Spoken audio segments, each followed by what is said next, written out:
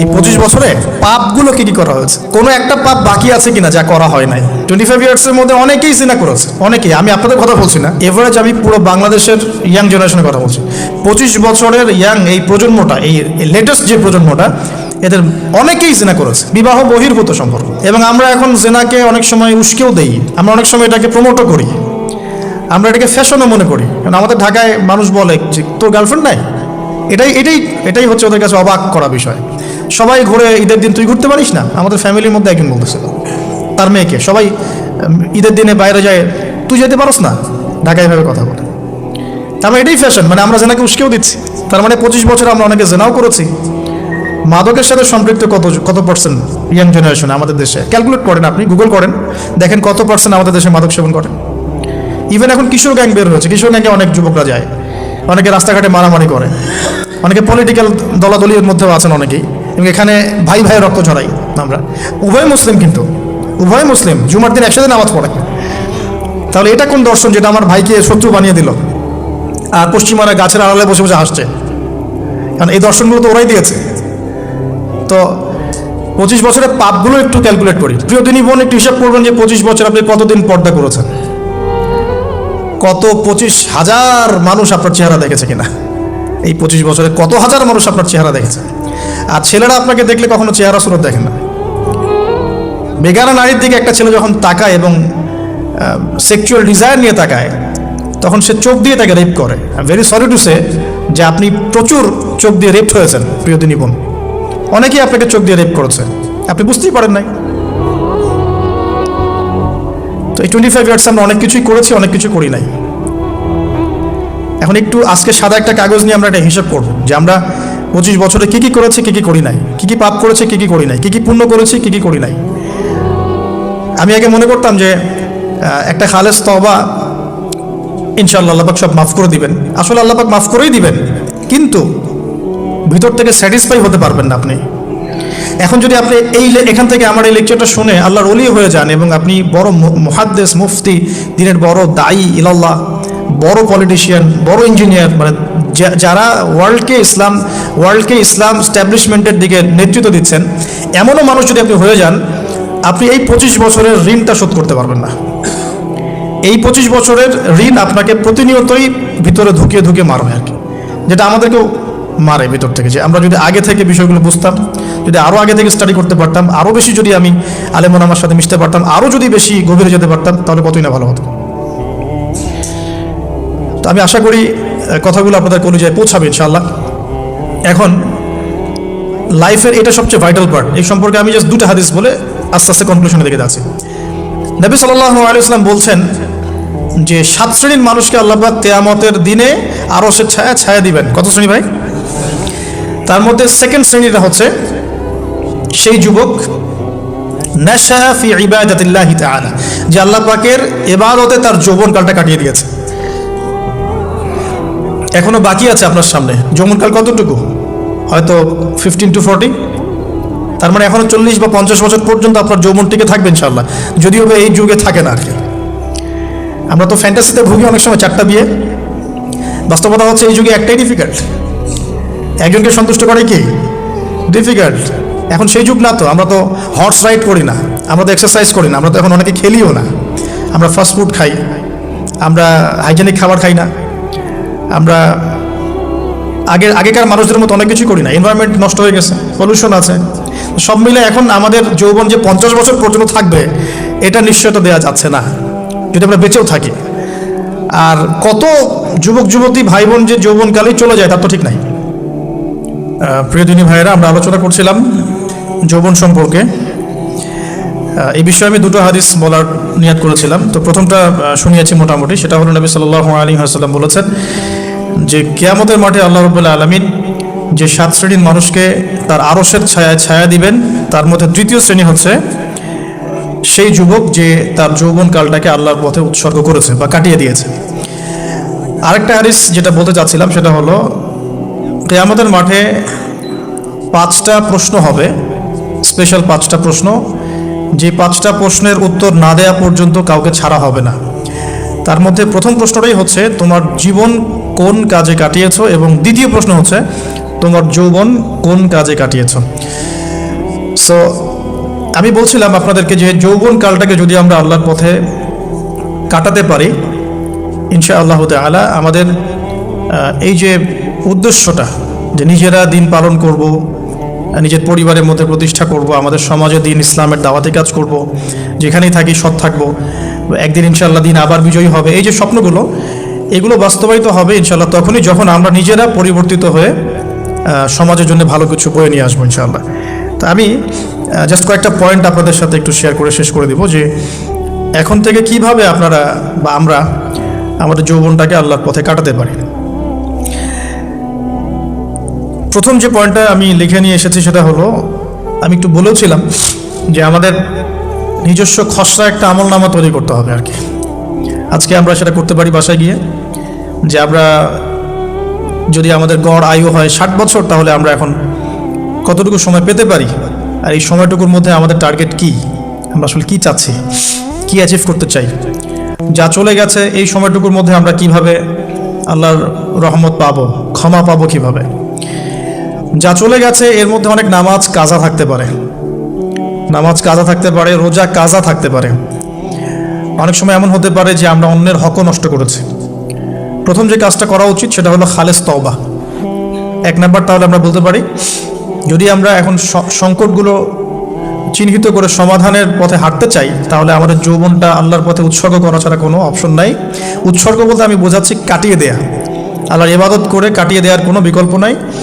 তার জন্য প্রথমত আমাদের নিজেদের জীবনের কৃতকর্মগুলোর হিসাব নিকাশ মেলাতে হবে, 1 নাম্বার। আর 2 নাম্বার হচ্ছে বিশুদ্ধ তওবা করে আল্লাহর পথে ফিরে আসতে হবে। বিশুদ্ধ তওবা কিভাবে করবো এটা আমরা অনেকে বুঝি না। অনেকে মনে করি যে মুখ দিয়ে জাস্ট আস্তাগফিরুল্লাহ বললেই হয়তো তওবা হয়ে যায়, বিষয়টা এমন নয়।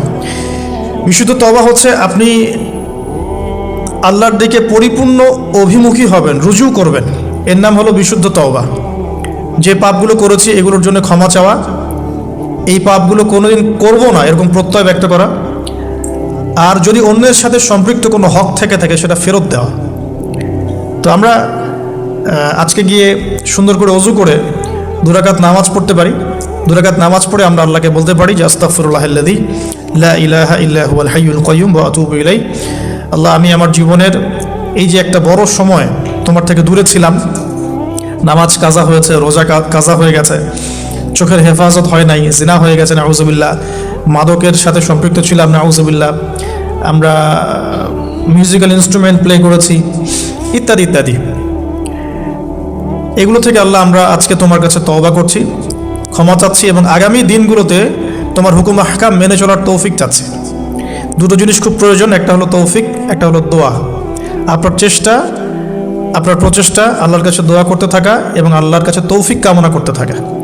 আল্লাহ পাক যাকে ইচ্ছা তাকে তৌফিক দিয়ে থাকেন, আল্লাহ রাব্বুল আলামিন যাকে ইচ্ছা তাকে তৌফিক দিয়ে থাকেন। যে আল্লাহর কাছে যত বেশি চাইবে আল্লাহ পাক তত বেশি দিবেন ইনশাআল্লাহ।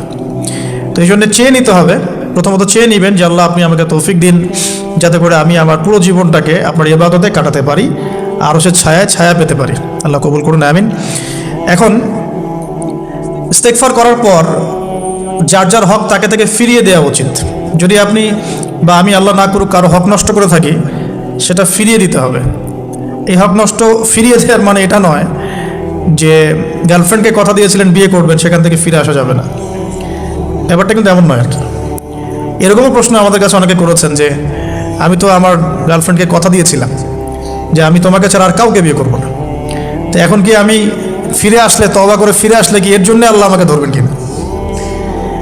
মনে রাখবেন, শয়তান হচ্ছে এই পৃথিবীর সবচাইতে ইন্টেলেকচুয়াল প্রাণী। সিরিয়াসলি, ও যে এত বেশি স্মার্ট যেটা আমাদের চিন্তার বাইরে। যখন শয়তান সরাসরি মানুষকে পথভ্রষ্ট করতে ব্যর্থ হয়, তখন কিছু নেক সুরত ধারণ করে। দিনী ভাই দিনী বোন, এটা নেক সুরত, ঠিক আছে। তারপরে দাড়ি টুপিওয়ালা মানুষের মধ্যে এটা ঢুকিয়ে দেওয়া যে আমি তো অনেক আবেদ মানুষ, পরেজগার, ওরা তো ককরোচ। দেখবেন বেশি না, 1 মাস যদি কেউ নামাজ পড়ে, 1 মাসে 10টা বই পড়াশোনা করে, ইসলাম সম্পর্কে একটু ঘাটাঘাটি করা শুরু করে, অন্যদের সাথে কথা বলার ক্ষেত্রে তার যে বডি ল্যাঙ্গুয়েজ, এটা খেয়াল করবেন। তো শয়তান কিন্তু অনেক স্মার্ট, এভাবে শয়তান অনেকভাবে মানুষকে প্রতারিত করতে পারে। সো শয়তানের নেক্সট থ্রুতে ধোকায় পা দিবেন না। আল্লাহ পাক আমাদের সবাইকে হেফাজত করুন, আমিন। খুব ভালো একটা কাজ করছি মনে করেন, একটা বড় প্রজেক্ট করছি সারা বাংলাদেশ ব্যাপী, একটু মনের মধ্যে ঢুকিয়ে দিল যে মানুষ তো দেখুক, মানুষ ভালো বলুক, যথেষ্ট আমল ধ্বংস হওয়ার জন্য। এতটুকু যথেষ্ট আমল ধ্বংস হয়ে যাওয়ার জন্য। আল্লাহ মাফ করুক আমাদেরকে। তো প্রথমে প্রিয় ভাই তওবা করে ফিরে আসা, যার যার হক তাকে তাকে ফেরত দিয়ে দেওয়া। এরপরের সবচাইতে ইম্পর্টেন্ট জায়গাটাই হচ্ছে ইলম অর্জন করা।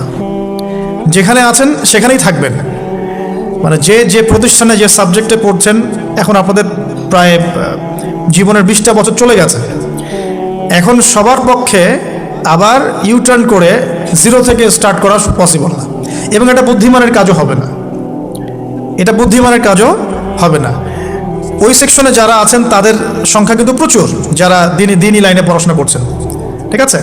আল্লাহ চাইলে তাদের মধ্য থেকেই ইনশাআল্লাহ এমন অনেক বড় বড় মুফতি, মুহাদ্দিস, ইমাম তৈরি হবেন যারা ধর্মীয় অঙ্গনে নেতৃত্ব দিবেন ইনশাআল্লাহ।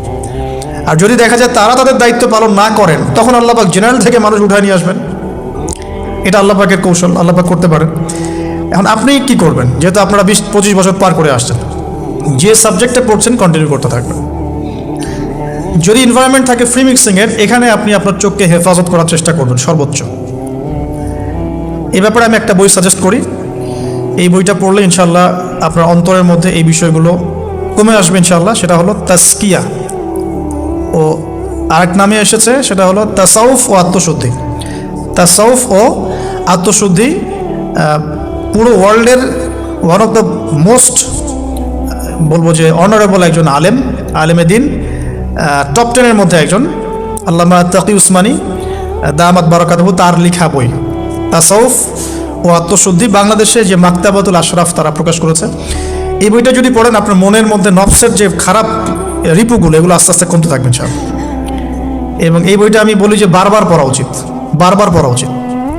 হ্যাঁ, তো আল্লাহ তৌফিক দান করুন। এখন পুরোপুরি ট্র্যাক চেঞ্জ করতে যাবেন না, আপনি আপনার ট্র্যাকেই থাকবেন।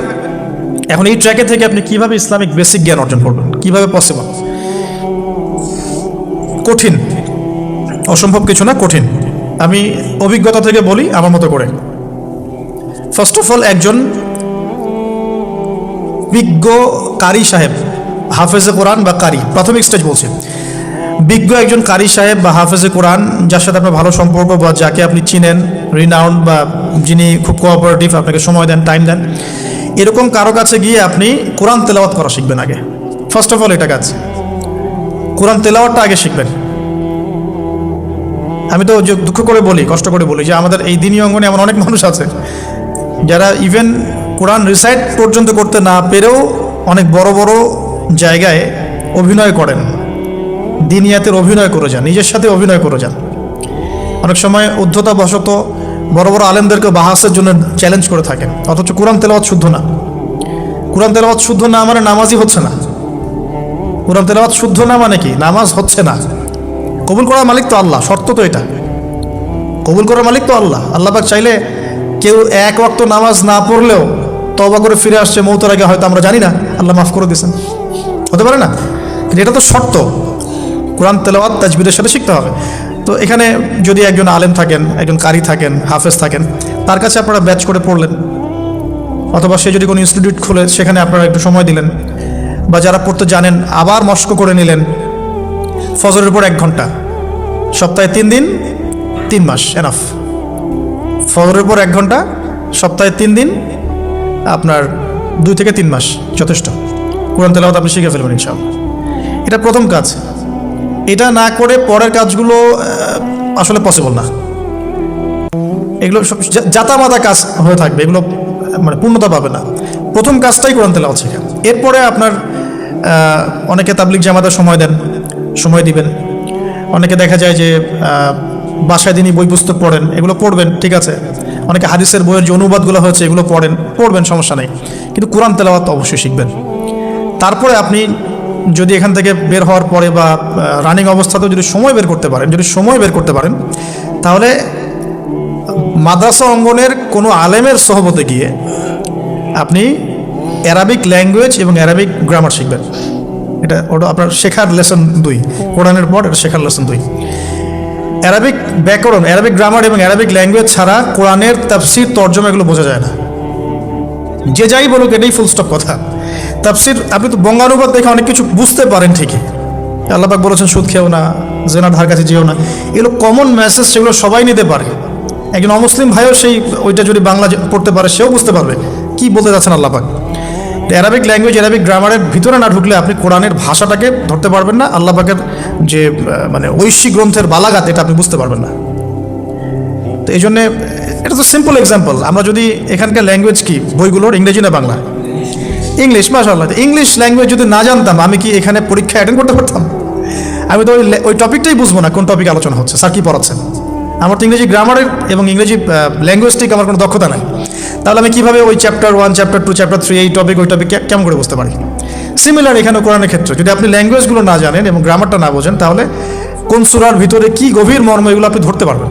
ভাষা একটা অর্থ বুঝতে পারবেন, ভাষা অর্থ পরীক্ষায় পাশ করাতে পারে, কিন্তু A+ গোল্ডেন A+ আনতে পারে না। তো আশা করি আপনি বুঝতে পারছেন যে আমি কী বলতে যাচ্ছি। তো এটার জন্যে এখন এক্সাম্পল বুঝে নেন। এই যে এখানে ইংরেজি ল্যাঙ্গুয়েজ পড়ছেন, ওই ল্যাঙ্গুয়েজের উপরে বেস করে আপনি বইগুলো শেষ করছেন, এটা কি ওস্তাদ ছাড়া করছেন না ওস্তাদ সহ করছেন? টিচার লাগে না? সেম জিনিস, কোরআনের ভাষা শিখতে হলেও, গ্রামার শিখতে হলেও এরকম কিছু ওলামা একরাম আপনাকে খুঁজে বের করতে হবে। এখন ওলামা একরামরা কিন্তু অনেক ব্যস্ত, অনেকের অনেক কাজ থাকে, অনেকের মাদ্রাসা থাকে, অনেকের দিদি খেদমত থাকে। এর মধ্যেও আল্লাহর কাছে দোয়া করতে থাকেন, ইনশাল্লাহ আপনাকে আপনার ওস্তাদ আল্লাহ পাঠিয়ে দিবেন ইনশাল্লাহ। আল্লাহ পাক কাউকে ওস্তাদ ছাড়া রাখবেন না। ওস্তাদের কাছে আপনার বিহেভিয়ার কেমন হবে, এখন আপনি টিচারের সাথে যেমন বিহেভিয়ার রাখেন সেরকম তিনি সবক দিবেন, আপনি সেটা বাসায় কভার করবেন, নতুন পড়া নেবেন, আবার পড়া দিবেন। এইভাবে আস্তে আস্তে 4-5টা ক্লাসিক্যাল অ্যারাবিক গ্রামারের বই যদি কভার করতে পারেন, ইনশাআল্লাহ আপনি কোরআনের এই যে আলহামদুলিল্লাহি রাব্বিল আলামিন পড়ছেন অর্থটা নিজেই বুঝতে পারবেন। হ্যাঁ, যালিকাল কিতাব লা রাইবা ফিহি হুদাল লিল মুত্তাকিন পড়ছেন, আপনি নিজেই বুঝতে পারবেন যে আল্লাহ পাক কী বলছেন আমাকে। তো এই যোগ্যতাটা অর্জন না করলে সত্যিকার অর্থে আমরা যে কোরআনিক সমাজ যেটা বলি আর কি বড় গলায়, এটা আসলে বাস্তবায়িত হবে না, এটা আমার মত। আর এরপরে আপনি আরও উঁচু লেভেলে যদি পড়তে পারেন, যে পড়াশোনা শেষ, আপনার জব সেকশন নিশ্চিত, আপনার সময় আছে মাশাআল্লাহ, এখন এই সময়ের মধ্যে আপনি চাইলে হাদিসের যে কিতাবগুলো, হাদিসের বেসিক কিতাবগুলো মোতালা করতে পারেন, যে কাজটা আমি এখন করছি আর কি। হাদিসের বেসিক কিতাবগুলো আপনি মোতালা করতে পারেন। এটার জন্য অ্যারাবিক এবারত পড়ার যোগ্যতা অর্জন করতে হবে। এটা কি জিনিস? এটা হচ্ছে জবর জের পেশ ছাড়া আরবি পড়ার যোগ্যতা। এখন যে কোরআন তেলাওয়াত আপনি শিখবেন সেটা হচ্ছে জবর জের পেশ দেয়া কোরআন আপনি পড়বেন, তাই না? কিন্তু হাদিসের যে বইগুলো আছে এই বইগুলোর মধ্যে কিন্তু কোনো জবর জের পেশ দেয়া থাকে না। মৌলিক কিতাবের কথা বলছি, মৌলিক যে বইগুলো। অনেকে মনে করেন অনুবাদ করা বইগুলোই মনে হয় মূল বই। এগুলো হচ্ছে ওই বইগুলোর অনুবাদ, আংশিক অনুবাদ, পুরোপুরি অনুবাদ নয়। মূল বইগুলো পড়তে হলে এবারত পড়ার যোগ্যতা অর্জন করতে হবে। এটা level 3 Arabic grammar, Arabic language শেখার পর এই লেভেলে মানুষ যায়। তার একটু ধাপগুলো চিন্তা করতে থাকেন, কোন ধাপে গিয়ে কোন বইগুলো পড়তে হয়। আর অনেক সময় আমরা কি উদ্ধত আচরণটাই না করি হুজুরদের সাথে, আলেমদের সাথে, স্কলারদের সাথে। বিকজ আমাদের সামনে একটা চমৎকার প্ল্যাটফর্ম আছে ফেসবুক, তাই না?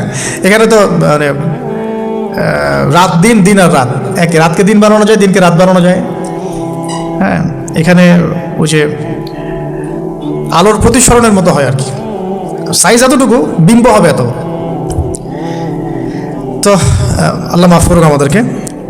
এখন হাদিসের মোতালা যদি করতে না পারেন, ওই পর্যায়ে যেতে না পারেন, তাহলে কি?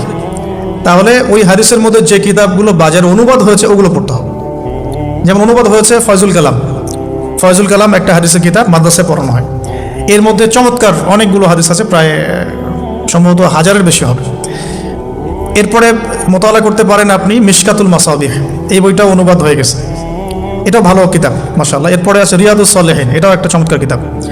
বুলুগুল মারাম মিন আদিল্লাতিল আহকাম, এটা একটা কিতাব আছে, এটাও মোতালা করতে পারেন হাদিসে।